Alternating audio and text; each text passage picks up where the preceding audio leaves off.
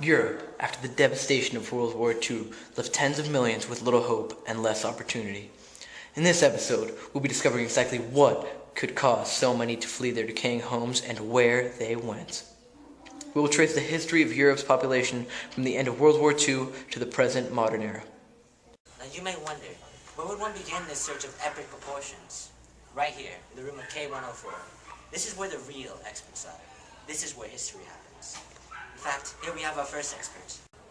Now tell me, sir, can you explain the post-World War II migrations? Well, immediately after World War II, emigration to unharmed developed countries or territories became the major defining trend, providing, for example, the majority of American immigrants until 1965. While within Eastern Europe, ethnicities began to gravitate towards their historical homeland as a result of racial tensions caused by World War II. Thank you, sir. As another question. Wait, did you mention that 76 million were displaced in Eastern Europe alone? And that during the war, populations were moved into occupying countries to supply labor for factories while political boundaries adjusted to encompass ethnic populations and members of other ethnicities were sometimes expelled, such as the Germans in Czechoslovakia and Poland, regardless of nativity? Well, thank you. Roughly 20 years after World War II, another event would dramatically change the demographics of Europe. Decolonization, with the end of European global hegemony, ethnic European populations began to return to Europe. A marked reverse from the previous trend, where nearly 500,000 Europeans would leave Europe annually, and the immigration of non-European groups was made more real. By today, most of Europe exists as a net migration region for post-colonial states, experiencing continuous high levels of immigration from as early as the 1960s, with just the exception of Germany, although this can be easily explained by the exceptionally high influx levels just prior. While Europe experienced outside immigration, populations inside Europe were moving as well. North and Western Europe expanded their job markets by providing benefits and wages superior to those of Eastern Europe, spurring a mass movement from east to west and a surge in foreign workers. These workers could come from Greece, Turkey, Yugoslavia, Italy, Portugal, and Spain.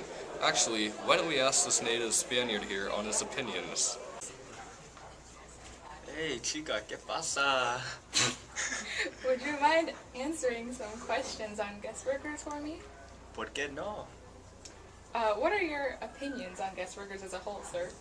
En mi opinión, nuestras vidas nuevas es más bueno que nuestras vidas en la Unión Soviética o la gran parte de los países en el este parte de Europa.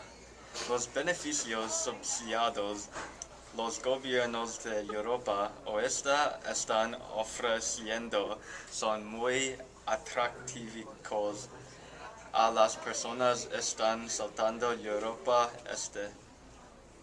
And where is it that you would typically go? El gran parte van a los países ricos, por ejemplo, Francia, Alemania Occidental, Switzerland y los países escandinavos y los Benelux. Thank you so much for your time. Despite these early promises of European cooperation, we find that in the 1980s, things rapidly took a turn for the worst. For example, as the economic depression in Europe increased, foreign workers in the 1980s found themselves under increasing pressure from the mother countries to leave their homeland. Political reasons were also a major cause of migration during this time period, as the Soviet Union collapsed and a revolution took hold of Yugoslavia, thousands of refugees found themselves migrating to Western Europe for better opportunities. And that has been the last major event in European migration thus far.